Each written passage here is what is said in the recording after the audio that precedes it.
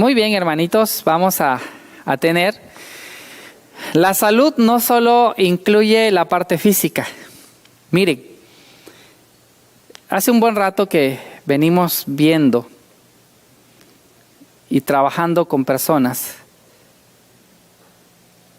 Hay 3 tipos de enfermedades.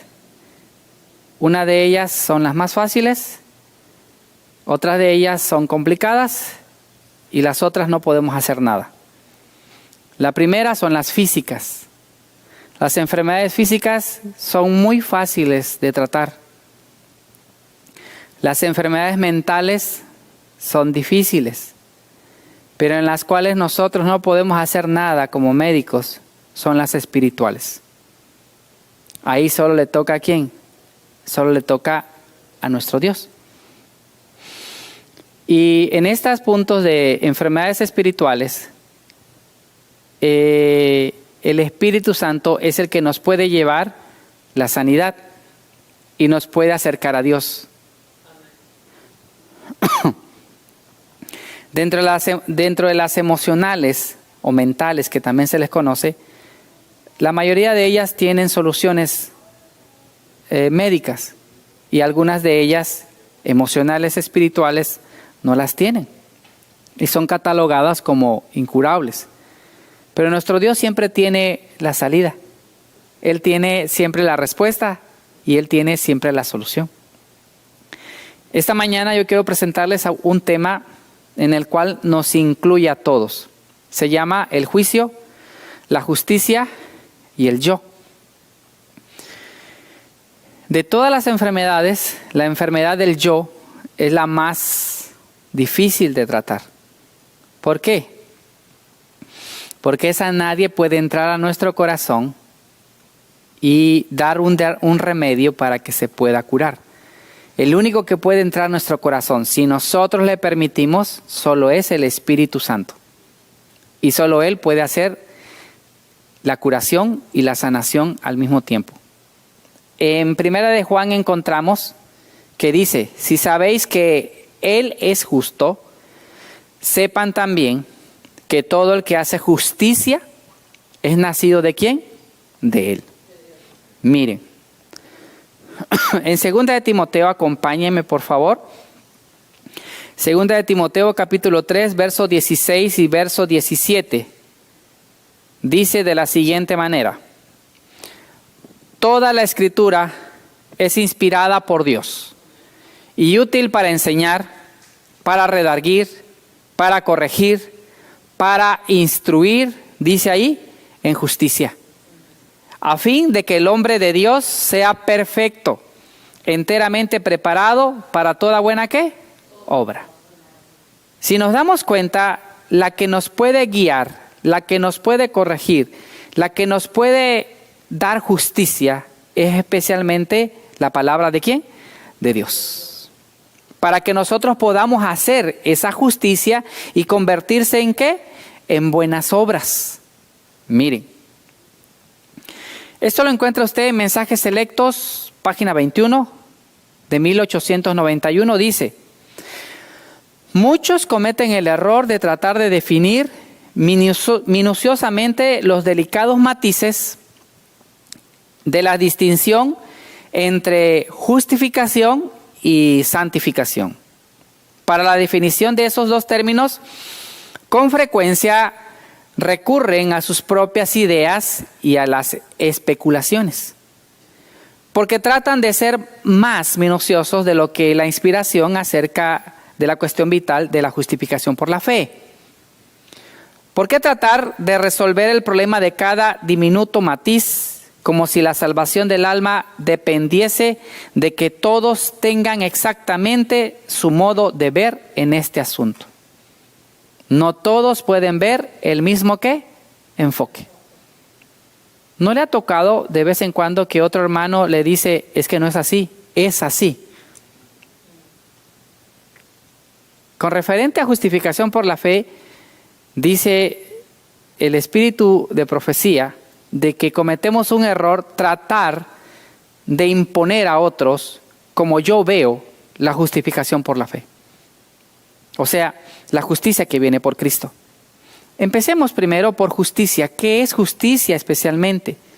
Justicia, especialmente, hermanos, es rectitud o conformidad a la voluntad de Dios, lo cual verdaderamente incluye todas las virtudes cristianas. O sea, se hace un completo, es completamente la justicia.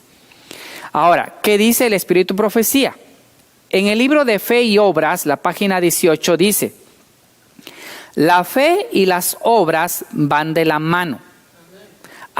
Actúan armoniosamente en la empresa de alcanzar la victoria. La justicia por la cual somos justificados es imputada. O sea, en otras palabras, es un regalo que es de Dios. El regalo de la justicia por la cual somos justificados es un regalo de Dios. Y ese regalo es para todos. La justicia por la cual somos santificados es impartida. La primera es nuestro derecho al cielo. La segunda es nuestra idoneidad para el cielo. La primera le toca al Espíritu Santo y nos lo regala. Por eso vino Cristo a morir, ¿por quién? Por todo el mundo. Quien lo acepte como Salvador tiene oportunidad de ser ¿qué? Justo. Pero la justicia impartida viene a través de la lectura, el escuchar la palabra de Dios, de hacer lo que dice su palabra. A eso se le llama impartida. La impartida es la que nos va a hacer idóneos para estar ¿en dónde? Allá en el cielo. Miren, en Isaías 32, 17, ¿sí? Acompáñenme si alguien lo tiene, lo vamos a leer juntos. Isaías 32, 17. Miren qué dice. Dice, Isaías 32, 17. Y la obra de la justicia será paz, y el efecto de la justicia reposo y seguridad, dice, para siempre. ¿Sí? Es lo que dice Isaías 32, 17. La justicia es obediencia ¿a qué, hermanos? Es a la ley. Romanos 3, verso 30 y verso 31 dice: porque Dios es bueno, y Él justificará por la fe a los de la circuncisión, y por medio de la fe a los de la incircuncisión. Luego, por la fe, ¿invalidamos la ley? Dice ahí, en ninguna manera, sino que dice, confirmamos la ley. Hermanos, ¿quién es el que justifica tanto al gentil como al judío? Es Dios. Y hermanos, entonces, si Cristo me justifica, entonces no hay necesidad de guardar la ley. Dice Romanos 3, 30 y 31. No, al contrario. ¿Qué dice? Confirmamos que la ley es buena. Miren, en Fe y Obras, en la página 104 y 105 dice: la justicia es obediencia a la ley. La ley demanda justicia, y ante la ley el pecador debe ser, ¿qué dice? Justo, pero es incapaz de serlo. La única forma en que puede obtener la justicia es mediante ¿qué? La fe. Por fe puede presentar a Dios los méritos de Cristo, y el Señor coloca la obediencia de su Hijo en la cuenta del pecador. La justicia de Cristo es aceptada en lugar del fracaso del hombre, y Dios recibe, perdona y justifica al creyente, y arrepentida la trata como si fuera justa, y la ama como ama ¿a quién? A su Hijo. Cuando nosotros vamos delante de la presencia de Dios, hermanos, nada de nosotros, nada de lo que nosotros hacemos puede servir como una ofrenda para Dios, salvo que sea ¿qué? Regada con la sangre preciosa de Cristo Jesús. ¿Qué significa eso? Solo cuando a través de Cristo, por la fe en Cristo, Usted y yo vamos al Padre y entonces el Padre no nos mira a nosotros, pecadores, malos pensamientos, lo que usted quiera agregarle más, sino que mira a quién. Mira a Cristo Jesús, que es su Hijo. Eso es precioso, porque ya no me mira a mí como pecador, sino me mira como justo, como alguien que jamás ha pecado. Aunque yo puedo verme en el espejo y soy ¿qué? Soy pecador. Mire que sigue diciendo. De esta manera la fe es contada por justicia y el alma perdonada puede avanzar de gracia en gracia, de la luz a una luz ¿qué? Mayor. Puede decir con regocijo lo que se encuentra en Tito capítulo 3, versos 5 al 7. No por obras de justicia que nosotros hubiésemos hecho, sino por su misericordia, por el lavamiento de la regeneración y por la renovación en el Espíritu Santo, el cual derramó en nosotros abundantemente por Jesucristo nuestro Salvador, para que justificados por su gracia, viniésemos a ser herederos conforme a la esperanza de la vida ¿qué? Eterna. Solo en Cristo, hermanos, nosotros podemos ser ¿qué? Justos.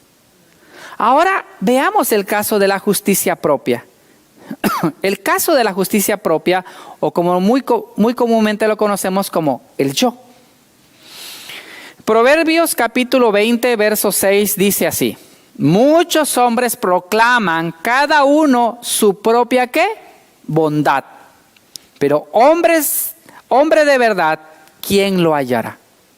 Cuando vi estas palabras, también se encuentra ustedes otra palabra que dice así, solo que lo dice hacia la mujer. Está en el capítulo 31 de Proverbios. ¿Sí? Mujer virtuosa, dice, ¿verdad? ¿Quién la hallará? Pero aquí también habla del hombre. O sea,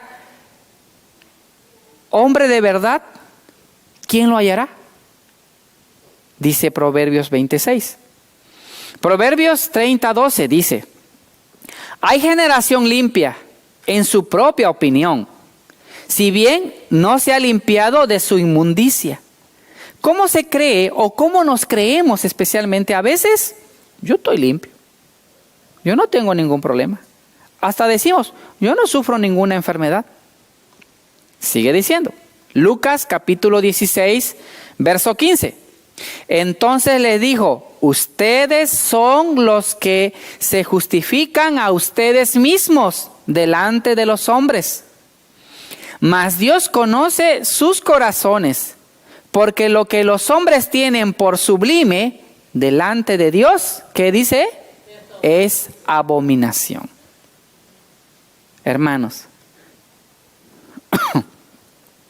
luego por la fe invalidamos nosotros la ley. Romanos 3:31 dice: en ninguna manera, sino que confirmamos ¿qué cosa? La ley. ¿Qué es entonces justificación por la fe? ¿Es justicia propia? Miren, estas citas ustedes las pueden ver, solo voy a relatarlas para que no nos gane mucho el tiempo. En Lucas capítulo 18, versos 9 al 14, usted puede encontrar al fariseo y al publicano. ¿Se acuerdan? Los dos van al templo. El fariseo se llega hasta el frente para que lo puedan ver todos. Está de pie y mira que todos están orando al Señor y él se para y dice: Dios mío, ¿yo soy qué? Yo diezmo, yo doy ofrendas, yo doy esto, yo hago el otro. Y delante de él pone también su ofrenda para que todos lo puedan ver. Pero especialmente el publicano no quiere entrar ni al templo, y desde afuera, ¿qué hace este publicano? Se golpea el pecho y dice: no soy digno ni tan siquiera de entrar. Perdona, ¿qué dice? Mi pecado. Y Jesús mencionó con referente a esto: ¿quién salió más justificado, hermanos? Quien salió más justificado especialmente, dice, es el publicano, porque entregó ¿qué cosa? Su corazón y se humilló a Dios. El otro se encuentra en Mateo capítulo 19, los versos 16 al 24. es el joven rico. ¿Se acuerdan del joven rico? Este joven rico especialmente vio emocionado a Jesús, cómo la gente seguía a Jesús, cómo la gente era sanada por Jesús. Y él estaba emocionado porque quería hacer especialmente lo que Jesús estaba haciendo. Y le pregunta, ¿cómo puedo ir al cielo? O sea, ¿cómo puedo ganar la vida eterna? Y Jesús le contestó, guarda los mandamientos. Y el joven rico le dijo, los he guardado desde mi juventud. Desde pequeño lo he guardado. Entonces Jesús le respondió, pues si lo has guardado, vende todo lo que tienes y sígueme. Entonces el joven rico, ¿qué hizo? No quiso hacerlo. Y Jesús les comentó a sus discípulos que es más fácil que pase por el ojillo de una aguja, un camello, que los ricos puedan, ¿qué? Entrar especialmente al reino de Dios. Este joven rico miraba sus riquezas como algo propio que le costó. ¿Cómo era posible que Jesús le hubiera pedido qué? Dar esto. ¿En realidad guardaba los mandamientos? ¿O solo era religioso? Miren, el otro punto se encuentra en Juan capítulo 3, verso 1 al 21. Aquí está el caso de ¿quién? De Nicodemo. Nicodemo era un príncipe de los fariseos. Estaba en el Sanedrín, pero admiraba a Jesús él. Pero no podía ir de mañana porque si lo miraban de mañana que se acercaba a Jesús, pues lo iban a hacer ¿qué? Traidor. Entonces lo hizo de noche. Y le preguntó a Jesús cómo podía encontrar la vida eterna o la salvación también. Y Jesús le contestó, ¿es necesario qué cosa? Nacer de nuevo. Él, con tanto conocimiento de universidad, no pudo discernir lo que Jesús le estaba mencionando. ¿Y qué le estaba mencionando Jesús? Que entregara ¿qué cosa? Su corazón a Dios. Nacer de nuevo por agua y por el Espíritu, era necesario entregarse completamente ¿qué? El corazón a nuestro Padre Celestial. Cada uno de ellos, lo que ustedes vemos, el fariseo, el joven rico y Nicodemo, tenían suficiencia ¿qué?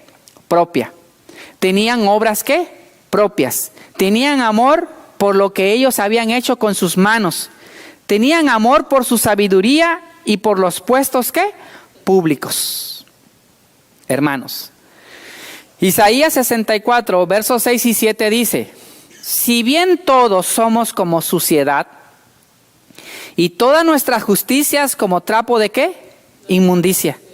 Y caímos todos nosotros como la hoja y nuestras maldades nos llevaron como viento.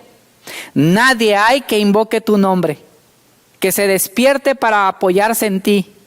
Por lo cual escondiste de nosotros tu rostro y nos dejaste marchitar en poder de nuestras ¿qué? Maldades. ¿Cómo son nuestras justicias, hermanos, delante de nuestro Dios? Como trapos de ¿qué? De inmundicia. Y hermanos, cuando Dios nos deja que nos toque las perplejidades, dice que parecemos como las hojas cuando se marchitan.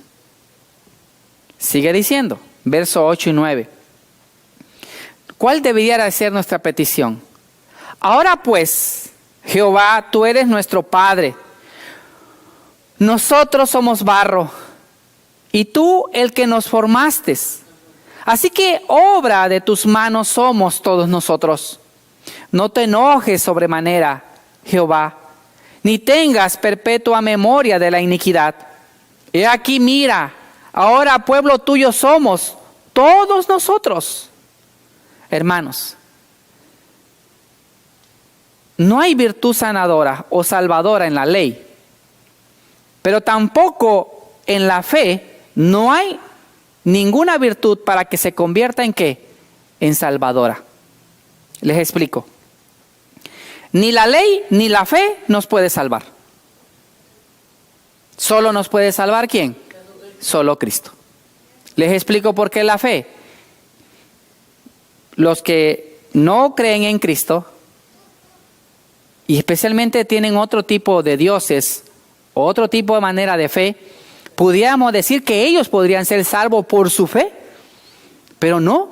Miren, en la ley, cuando usted mire el gran espejo moral del Señor, su santa ley, su norma de carácter, ni por un momento supongamos que puede limpiarnos, ella no puede perdonar el pecado. Ahora, el caso de la fe no puede quitar nuestra culpa. Por la fe sencillamente solo nos tomamos de la mano de la provisión amplia y gratuita hecha por la sangre de Cristo. Cristo, hermanos, es el poder de Dios para la salvación. A todos los que creen en Él, el pecador no puede depender de sus propias buenas obras como medio de justificación. Solo Cristo es el que puede sanarnos. Solo Cristo es el que puede, ¿qué? Sanarnos también. ¿Por qué a veces confiamos más en el hombre que en Cristo? A veces me he preguntado ese punto. ¿Saben por qué? Porque al hombre lo puedo ver y a Cristo no lo veo. Al hombre le puedo reclamar y golpearlo. A Cristo no lo puedo, ¿qué? Tocar, ni hacerle nada. Pero solo cuando ese hombre ya no puede ayudarme, ya no tiene solución a mi problema, y ya todos los hombres en esta tierra ya te dijeron que no pueden hacer nada por ti, ¿quién es el único que puede hacer algo por ti? Solo Cristo. Solo Él. Él tiene el remedio. Hermanos, miren, la fe en Cristo que salva al alma no es lo que muchos presentan. Cree es su pregón. Solo cree en Cristo y serás salvo. Es el único que necesitas hacer. La fe verdadera, a la vez que confía enteramente en Cristo para la salvación, conducirá a la perfecta conformidad con la ley de ¿quién? De Dios. La fe se manifiesta en las obras y el apóstol Juan declara: el que dice yo le conozco y no guarda sus mandamientos, el tal es ¿qué? Mentiroso, y la verdad que dice no está en él. Hermanos, hoy muy poco vamos a entrar a una etapa en que la cristiandad tomará decisiones. O camina con Cristo como Él le ha dicho, o solo, como dice Isaías. Acompáñenme por favor, Isaías capítulo 4, miren qué dice.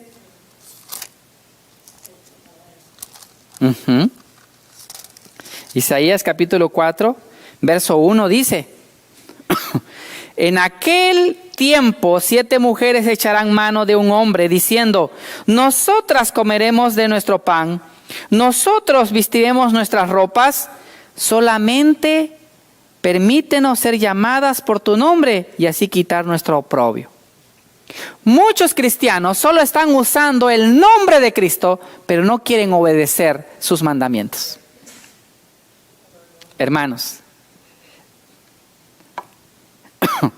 hay muchos en el mundo cristiano que sostienen que todo lo que se necesita para la salvación es solo tener fe. Las obras nada son, lo único esencial es la fe. Pero la palabra de Dios nos dice que la fe sola, sin las obras, dice Santiago, es muerta.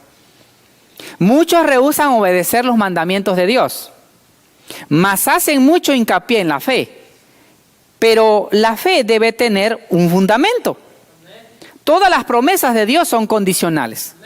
Si hacemos su voluntad, si caminamos en la verdad, entonces podemos pedir lo que nosotros querramos y se nos será ¿qué? Dado. Cuando tratamos fervorosamente ser obedientes, Dios escucha nuestra petición, pero Dios no nos bendecirá si estamos en desobediencia. Si escogemos desobedecer sus mandamientos, podemos nosotros gritar fe, fe, solamente fe, y la respuesta vendrá de la segura palabra de Dios. La fe sin obras es ¿qué? Muertas. La fe sin los mandamientos de Dios no sirve. Hermanos, ahora entramos al otro punto, que es el juicio. Ya vimos de que la justicia solo viene de Cristo. Y la justificación por el yo, o la justicia por el yo, o justicia propia, ¿no sirve de qué? De nada. No puede presentarse como una ofrenda para nuestro Padre Celestial. Con referente al juicio, dice, es la facultad de distinguir lo verdadero de lo falso, o el bien del mal. Es un proceso legal para poder determinar la culpabilidad o la inocencia de una ¿qué? Persona. Eclesiastés capítulo 3, verso 15 y 16 dice, aquello que fue, ya es, y lo que ha de ser, fue ya. Y Dios restaurará lo que pasó. Vi más debajo del sol, en lugar del juicio, allí impiedad. Y en lugar de la justicia, allí iniquidad. ¿Está pasando eso, hermanos, hoy en día? Solo mire lo que está pasando ahorita con esa nueva pandemia que está pasando. Todos los gobiernos, como que si se hubieran colocado, o todos de acuerdo, ¿sí o no? Desde China hasta aquí en este país, y todo país que está metido en las Organizaciones Unidas, especialmente, tienen que llevar a cabo este plan. Y todos, donde quiera que ven, es una obligación colocarse ese medicamento. Porque si no, no podrás trabajar, no podrás vender, no podrás ni subirte a los autobuses o camiones públicos. O sea, hermanos, donde supuestamente la justicia debe de ser, ¿empieza qué? La impiedad y la iniquidad. Eclesiastés capítulo 3, verso 17 dice, y dije yo en mi corazón, al justo y al impío juzgará ¿quién? Dios. Porque allí hay un tiempo para todo lo que se quiere y para todo lo que se hace. ¿A quién juzgará Dios? A los dos. Tanto al justo como ¿a quién? Al impío. Y miren,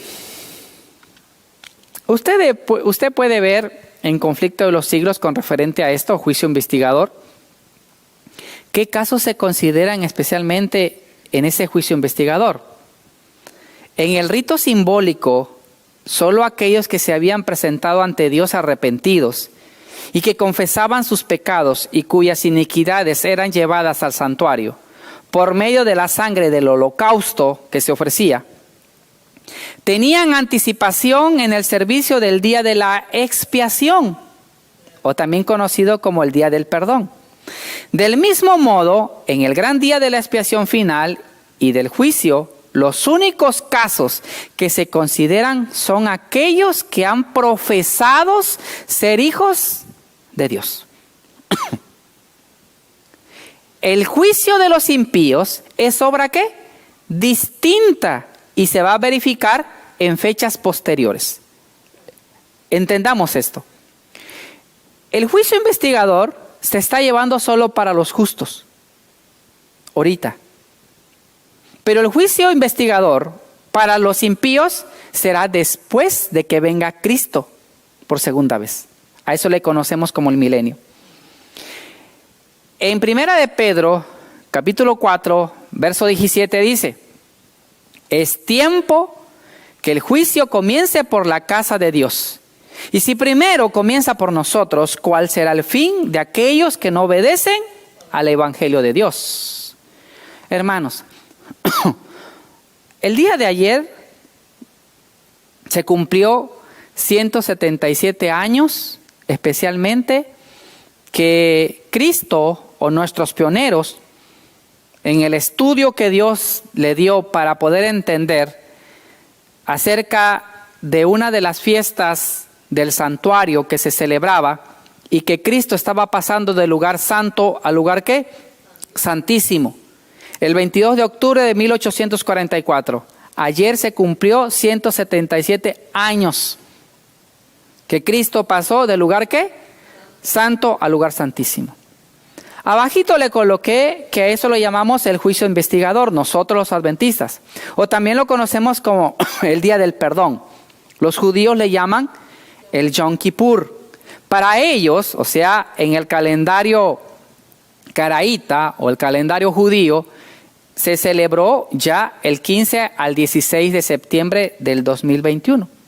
O sea, casi un poquito antes de que nosotros lo celebrásemos, porque acuérdense que nuestros pioneros lo hicieron conforme al calendario ¿qué? Judío.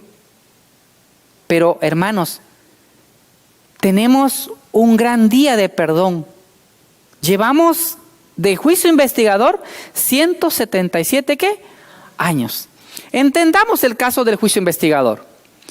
El juicio tiene dos preámbulos. El primero es el investigador y el segundo es el ejecutivo. O sea, para que te hagan culpable o te hagan absuelto, el juez tiene que investigarte, recopilar todo lo que te puede acusar o recopilar todo lo que te puede ¿qué? Ayudar para tu salvación. El juicio investigador también se hará para justos y también para impíos. Los justos vienen siendo juzgados desde 1844. Todavía usted y yo no hemos pasado. Dice la sierva del Señor, quienes han entrado ahorita al juicio investigador son todos los que han muerto en el nombre de Cristo. O sea, en los que creyeron y que hicieron a Cristo como su Salvador. Usted y yo pronto entraremos. Los impíos va a celebrarse durante los ¿qué? 1000 años. Los impíos, los que no quisieron nada con Dios, los que no quisieron ni tan siquiera tomar como su Salvador a Cristo, ellos no se abrirá su libro de ellos hasta que llegue el milenio. Y los que pasemos, porque yo deseo estar ahí, los que pasen o pasemos allí especialmente con Dios allá, serán los que abrirán y juzgarán ¿a quién? A todos los impíos. Cuando se dé el juicio ejecutivo, miren, para los justos, con la segunda venida de Cristo, se hará ¿qué? Tendrán ¿qué? Vida eterna. Pero hermanos, a los impíos, aunque morirán, cuando venga Cristo, irán al descanso. Se revisará especialmente todos sus documentos de ellos. Y cuando venga Cristo por tercera vez, o sea, cuando venga con la Jerusalén celestial, hermanos, especialmente los impíos, ahí serán nuevamente levantados y ahí serán ¿qué? Juzgados. Y ahí tendrán ¿qué cosa? La muerte ¿qué? Eterna. Hermanos, estamos viviendo ahora en el gran día de expiación. Llevamos 177 años, hermanos, de juicio de expiación. Cuando en el ritual simbólico el sumo sacerdote realizaba la propiciación por Israel, todos debían afligir sus almas, arrepentirse de sus pecados y humillarse ante el Señor si no querían verse separados del pueblo. ¿Qué debiéramos estar haciendo nosotros, hermanos? Todos los días entregar nuestro corazón al Señor. Todos los días decirle, Señor, soy tuyo. Señor, transforma mi vida. Señor, ayúdame a que yo pueda ser semejante a Cristo. Ahora, ese es lo ideal. La realidad es otra, ¿sí o no? ¿Cuántos muchos cristianos hoy solo vienen a la iglesia como un club, pero todos los demás días ni tan siquiera se acuerdan de Dios? ¿Se acuerdan que saben y que tienen una Biblia y que hay que estudiarla de vez en cuando?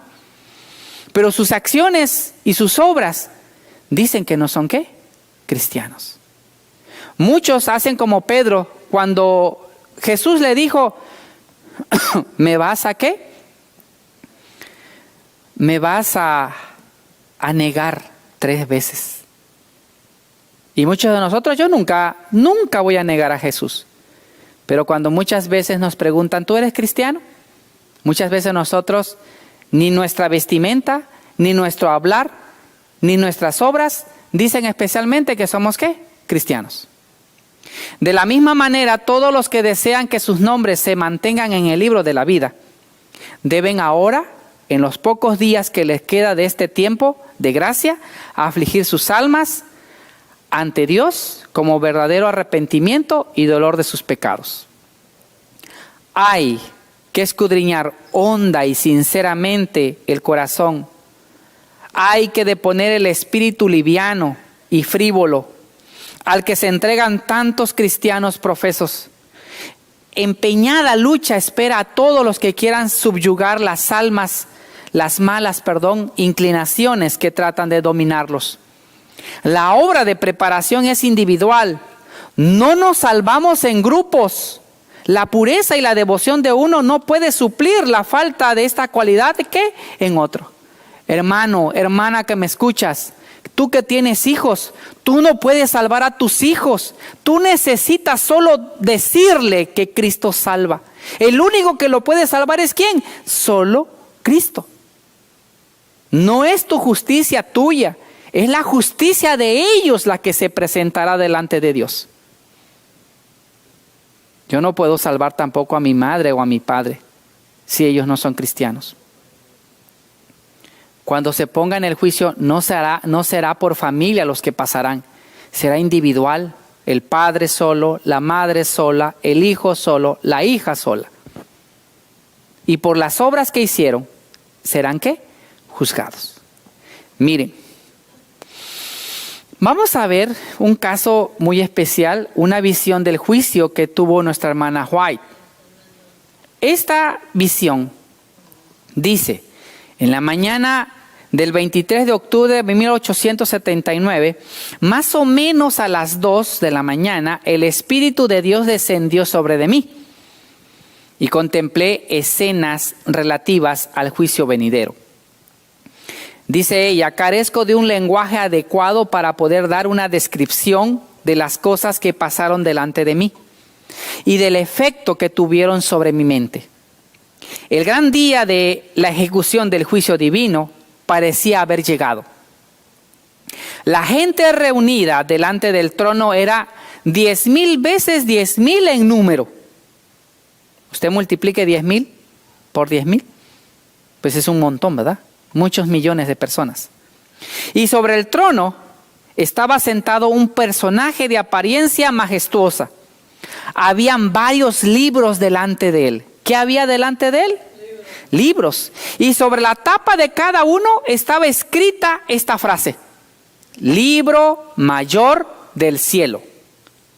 Con letras de oro que parecían una llama ¿qué? Ardiente. Uno de esos libros contenía los nombres de los que pretendían haber creído, ¿qué cosa? La verdad. ¿Quiénes estaban siendo juzgados en esta visión que tuvo la hermana White? ¿Quiénes creen la verdad? Este fue abierto. Inmediatamente yo perdí de vista a los incontables millones que rodeaban el trono. Y únicamente los que habían profesado ser hijos de la luz y de la verdad ocupaban mi atención. Mientras estos eran nombrados uno por uno y mencionados sus buenas acciones, su rostro brillaba con un gozo santo que se reflejaba en todas direcciones. Pero esto no parecía ser lo que impresionaba con mayor ¿qué? Fuerza mi mente, dice. Otro libro fue abierto, en el cual estaban registrados los pecados de los que profesan la verdad. Bajo el encabezamiento general, egoísmo, venían todos los otros pecados. Habían también encabezamiento de cada columna, y debajo de estos, frente a cada nombre, estaban anotados en sus respectivas columnas los pecados menores. Bajo el título codicia venía el engaño, el robo, el fraude, la avaricia, y bajo el título ambición venía el orgullo y la extravagancia.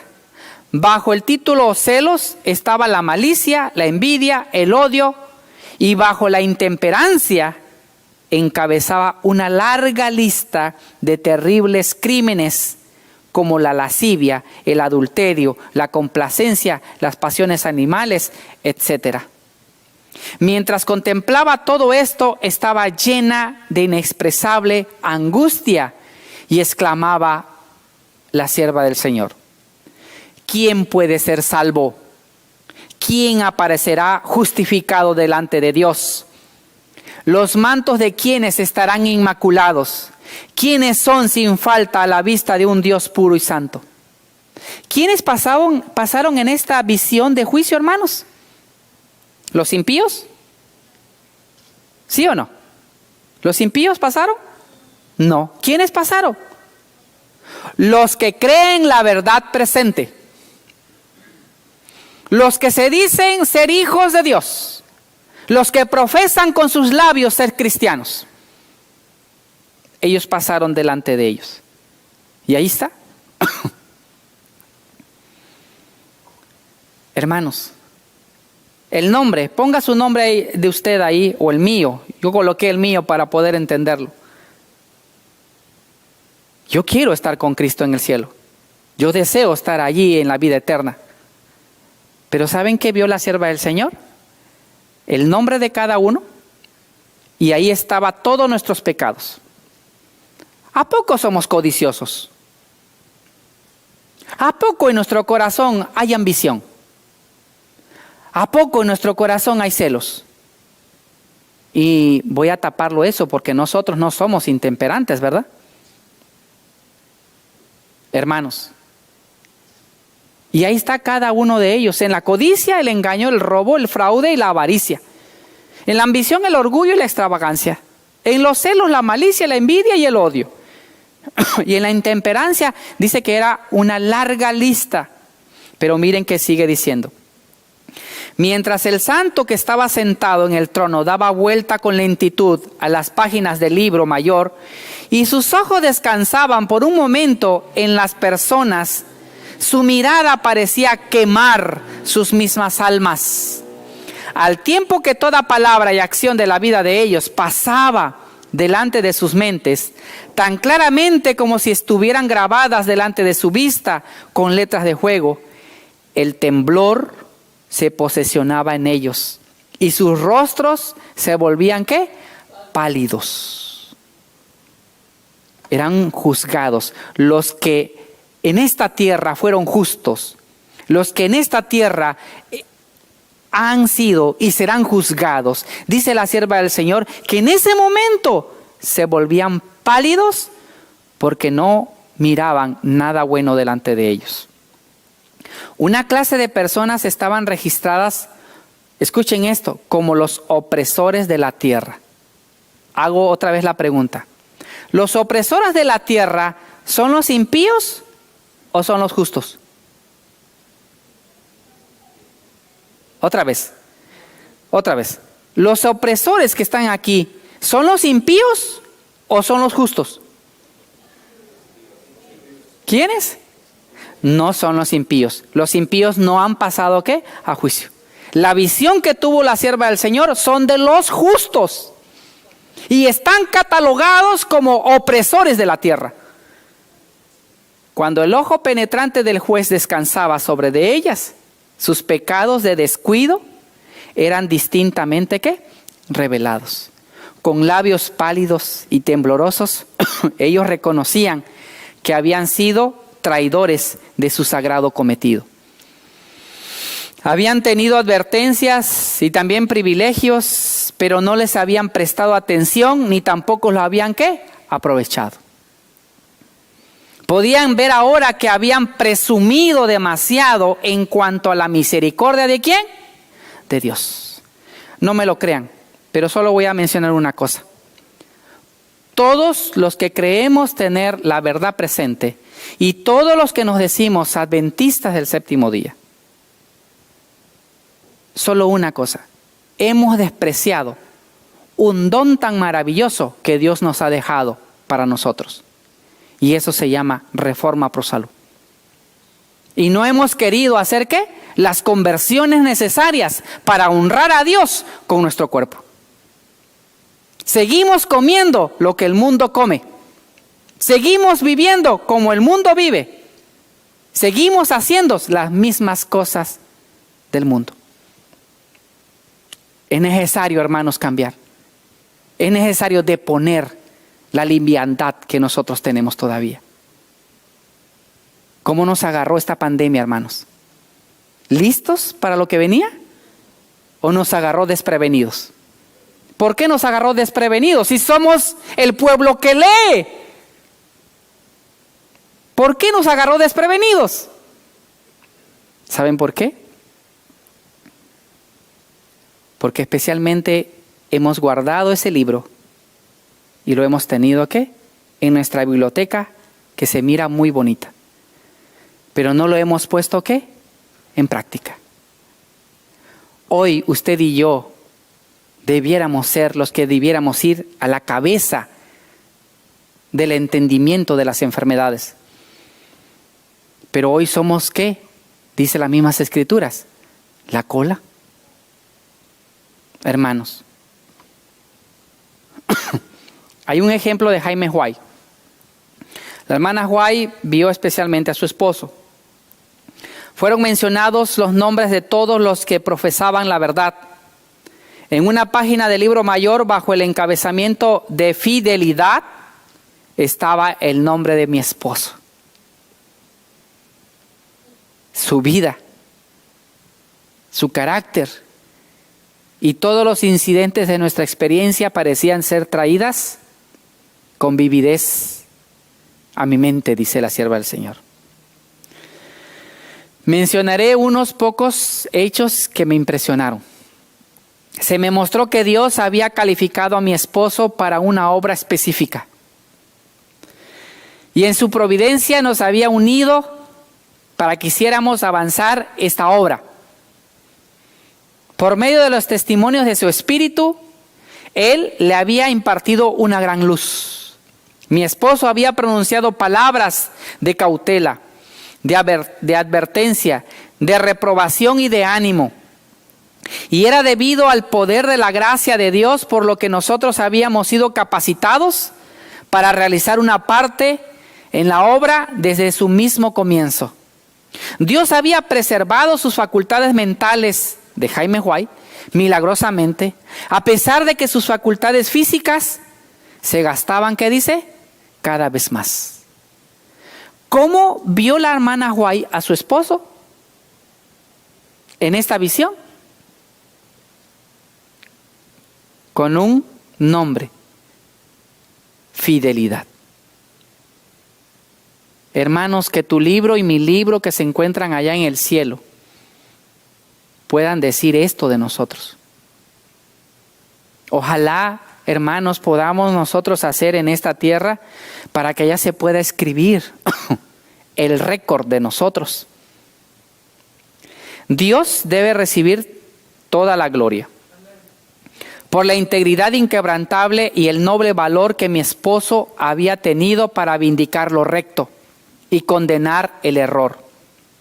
Tal firmeza y decisión eran necesarias en el comienzo de la obra y se han necesitado también durante todo el tiempo mientras ésta progresaba paso a paso.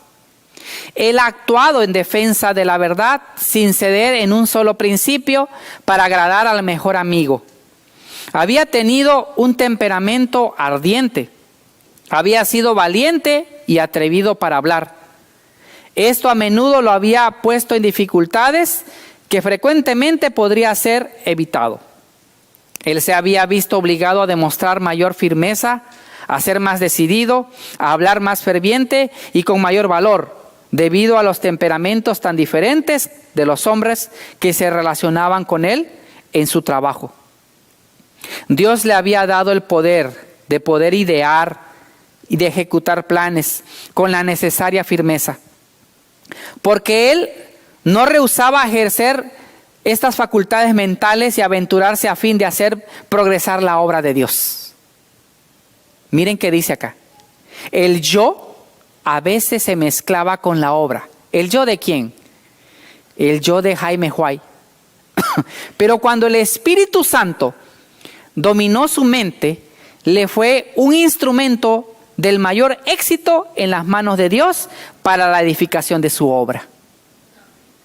Él ha tenido un elevado concepto de lo que el Señor espera de todos los que profesan su nombre. De su deber de defender a la viuda, al huérfano, de ser bondadosos con el pobre y de ayudar, dice, al necesitado. Él cuidaba celosamente los intereses de los hermanos, a fin de que no se tomara injusta ventaja en contra de ellos. También vi el registro en el libro mayor del cielo, los esfuerzos fervientes, dice, de mi esposo, para poder edificar las instituciones que hay en nuestro medio. La verdad difundida por la prensa era como rayos de luz que emanaba del sol en todas direcciones. Esta obra se comenzó y se desarrolló con gran sacrificio de fuerza y de medios. Hermanos, aquí tenemos nosotros especialmente lo que es el juicio. Un hombre que es honesto delante de Dios tratará con justicia a sus semejantes, sea que estos favorezcan su propio interés personal o no lo favorezcan. Los actos exteriores son un reflejo claro de los principios que tenemos en el corazón. Muchos a quienes Dios llamó a su obra han sido probados. Y muchos otros hay quienes Dios está, dice, probando actualmente. Hermanos, qué bendición si somos probados por Dios. Porque allí, si Él nos corrige, hermanos, estamos en el camino correcto. Cuando llegó la aflicción en la vida de mi esposo, dice la sierva del Señor, otros hombres fueron elegidos para ocupar su lugar. Ellos comenzaron con un buen propósito, pero nunca habían aprendido la lección de abnegación. Si hubieran sentido la necesidad de agonizar con fervor delante de Dios diariamente y de arrojar sus almas en la obra con abnegación, no dependiendo del yo, sino de la sabiduría de Dios, habrían mostrado que sus obras eran realizadas en Dios. Si cuando ellas no satisfacieron la mente del Espíritu de Dios, hubieran escuchado los reproches y los consejos dados, habrían sido, dice, salvados del pecado. Hermanos, llegó su momento de la muerte de Jaime White. Y miren cómo lo dice la sierva del Señor. A pesar de las labores, los cuidados y las responsabilidades que llenaban la vida de mi esposo, ya aproximadamente 60 años que tenía, lo encontró activo, vigoroso de mente y de cuerpo. 3 veces había caído bajo el golpe de la parálisis. Y sin embargo, por la bendición de Dios, gracias a su constitución naturalmente fuerte y a la atención estricta de las leyes de la salud, pudo regresar a la actividad. Hermanos, la luz que tenían ellos no es la que tenemos hoy. Esa luz que tenían ellos era más bajita. La luz que tenemos hoy con referente a la luz, a la salud, es que más grande.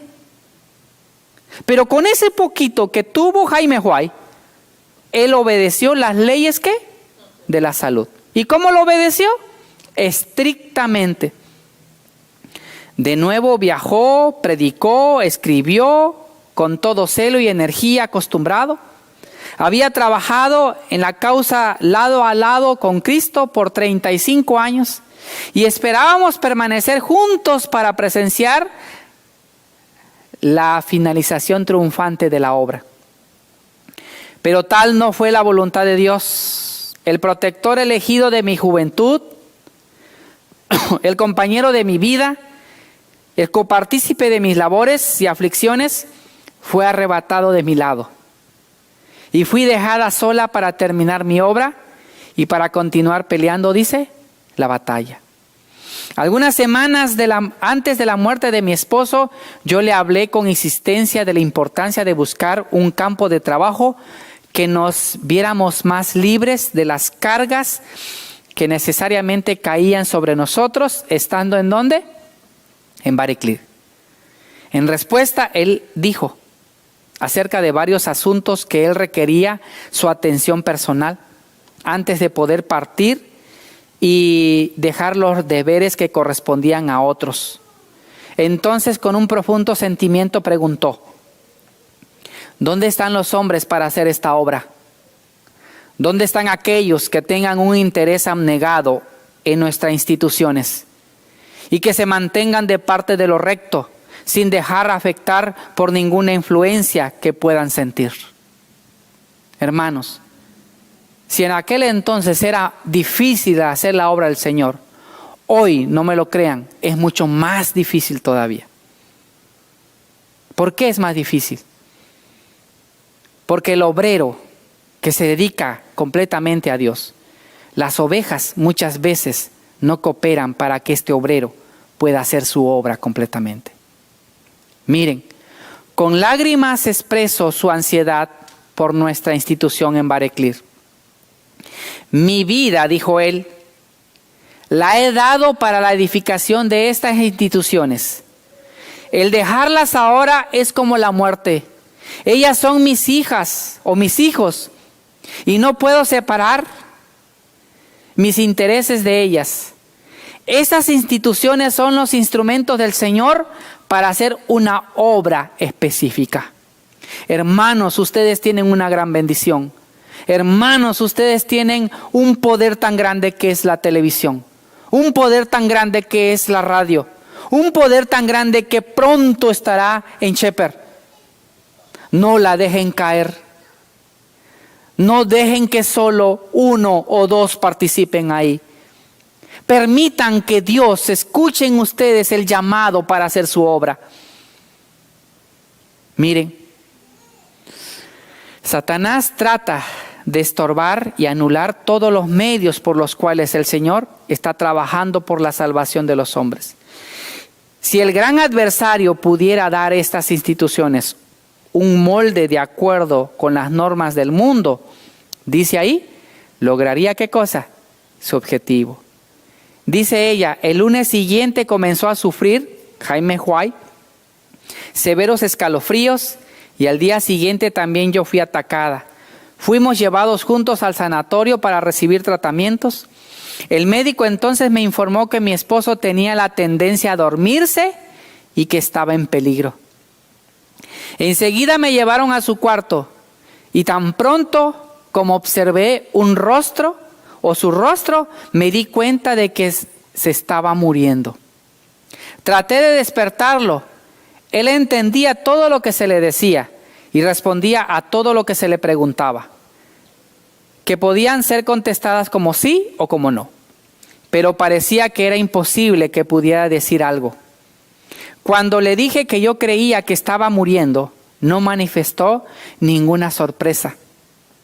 Le pregunté si Jesús era precioso para él y él contestó, sí, oh sí. ¿No tienes deseo de vivir? Le pregunté entonces y él contestó, no. Entonces nos arrodillamos junto a su cama, oramos por él. Una expresión de paz descansaba en el rostro de Jaime Huay. Y la hermana Huay le dijo, Jesús te ama. De debajo de ti están sus brazos eternos. Él contestó, sí, Cristo está a mi lado. Mi fuerza física había sido postrada por el golpe y sin embargo el poder de la gracia divina me sostuvo en mi gran aflicción. Cuando vi a mi esposo exhalar el último suspiro, sentí que Jesús era más precioso para mí que en ningún momento anterior de mi vida. Cuando estaba de pie junto a mi primogénito y le cerré los ojos, pude decirle, el Señor dio, el Señor quitó, sea el nombre de Jehová bendito. Y sentí entonces que tenía un consolador en Jesús. Y cuando mi último hijo fue arrebatado de mis brazos y no podía ver más su cabecita sobre la almohada a mi lado, pude decir, el Señor dio, el Señor quitó, sea el nombre de Jehová bendito.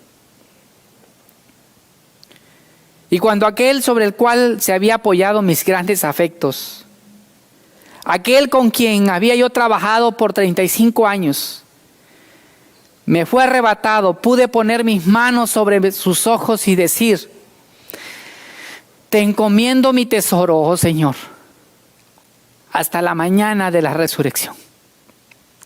Hermanos, apreciar la obra del Señor en estos tiempos es muy difícil. Pero les digo algo con toda sinceridad. Puedes ir a dormir tranquilamente.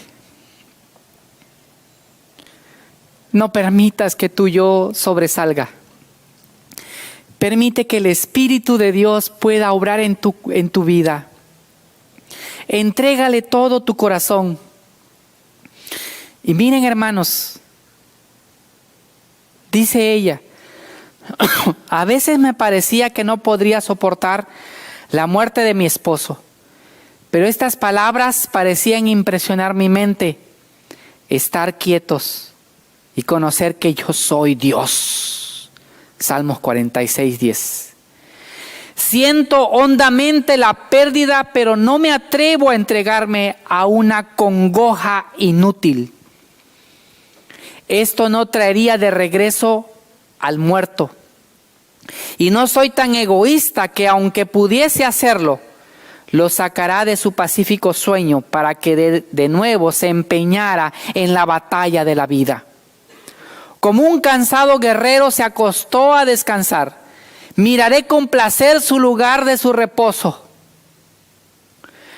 La mejor manera en que yo y mis hijos podemos honrar la memoria del que ha caído es asumir la obra que Él dejó y con el poder de Jesús llevarla hasta su término. ¿Qué hizo la sierva del Señor? Su esposo había ido a descanso y ella tomó en sus hombros la obra encomendada por Dios. Hermanos, honra a Dios con tus hechos y tus hechos seguirán hablando de ti después de ¿qué? De la muerte. Un llamamiento a los que llevan cargas. En tanto que Dios nos ha dado una obra que hacer para presentar nuestro testimonio al pueblo por la pluma y de viva voz, otros deben disponer a llevar cargas en relación con la causa. No deben desanimarse, sino que deben tratar de emprender mediante cada aparente fracaso como hacer un éxito del próximo esfuerzo. Y si están relacionados con la fuente, seguramente tendrán éxito. Dios está colocando cargas sobre hombros de menos experiencias o hombres. Él nos está capacitando para llevar cargas, para aventurarse en la obra y para correr riesgos. El intelecto más brillante, el estudio más fervoroso, la más alta elocuencia, nunca podrán sustituir la sabiduría y el poder de Dios en aquellos que llevan responsabilidad en relación con su causa. Nada puede ocupar el lugar de la gracia de Cristo y el conocimiento de la voluntad de ¿quién, hermanos? De Dios. Primero Dios, después Dios y por último Dios. Debe de ser en nuestra mente y en nuestros labios. Hermanos, dice, esforcémonos. Gálatas 2:20 dice, con Cristo estoy ¿qué? Juntamente crucificado. Y ya no vivo yo, mas vivo Cristo en mí. Y lo que ahora vivo en la carne, lo vivo en la fe del Hijo de Dios, el cual me amó y se entregó a sí mismo por mí. Pero el fundamento de Dios está firme teniendo este sello. Conoce el Señor a los que son suyos. y apártese de iniquidad todo aquel que invoca el nombre ¿de quién? De Cristo. Hermanos, Filipenses 3, 13 y 14 dice: hermanos, yo mismo no pretendo haberlo ya alcanzado, pero una cosa hago, olvidándome ciertamente de lo que queda atrás y extendiéndome a lo que está delante, prosigo a la meta, al premio del supremo llamamiento de Dios en Cristo Jesús. Queridos hermanos, esta historia todavía continúa y te toca a ti y me toca a mí hacer esa obra tan grande que es especialmente llevar a los pies de Cristo a toda persona. Hermanos, que la justicia sea la de Cristo en nuestras vidas. Que la justicia propia no sea la que gobierne nuestra alma. Que el juicio investigador que se está llevando nos inste a buscar a Cristo de todo corazón y humillar nuestra mente y nuestro corazón también. Que podamos nosotros ir tranquilamente a los brazos de Cristo Jesús, porque es el único que salva y es el único que puede ¿qué? Sanarnos. Que Dios me los bendiga en esta linda tarde y que la paz de Dios sea con cada uno de ustedes. Si te he fallado, ayúdame. Si hace falta que yo cambie algunas cosas en mi vida, dame de tu Santo Espíritu, porque solo con su ayuda podemos nosotros vencer, hermanos. Que Dios me los bendiga esta linda tarde. Los invito, vamos a doblar nuestras rodillas, vamos a terminar con una oración.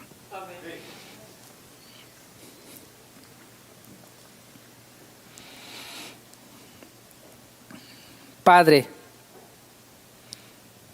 a ti, Padre, sea la honra y la gloria, oh Jehová de los ejércitos. Y aquí estamos, Señor, delante de ti. No tenemos ningún mérito. Hoy que tú nos has hablado en nuestros corazones, suplicamos que podamos ser, Señor, bendecidos por tu Santo Espíritu. Que podamos ser cubiertos por la justicia de Cristo. Y cada vez, Señor, que a nuestra mente o a nuestro corazón suba el yo, te suplicamos que nos humille, Señor. Porque solo así podremos nosotros reconocer que el único que se merece toda honra y toda gloria es Jehová de los ejércitos. Padre, bendice a tu pueblo aquí en Forward. A cada uno de mis hermanitos, por favor, guárdalos en el hueco de tus manos. Sé con ellos. A nuestros hermanos que nos están viendo a través, Señor, de la televisión, acércate también a ellos, Padre. Bendícelos y ayúdalos para que un día no muy lejano podamos nosotros verte cara a cara, Señor. Y podamos nosotros decir, gracias, porque nos ayudaste mientras estábamos en la tierra.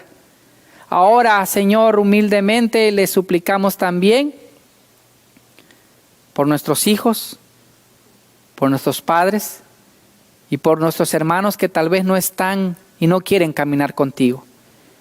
Por favor, no los olvides. Ponga a nosotros también, ístanos a que podamos hablarle de ti y de lo que tú has hecho en nuestras vidas para que ellos puedan ver que tú eres el único que sana y salva, Señor. Padre, gracias por esta bendición de tu palabra. Ahora humildemente le rogamos que también bendiga los alimentos que nuestros hermanos y hermanas prepararon gustosamente para que podamos, Señor, comerlas. Tú seas con nosotros, quédate en nuestros corazones, te lo rogamos en Cristo Jesús. Amén.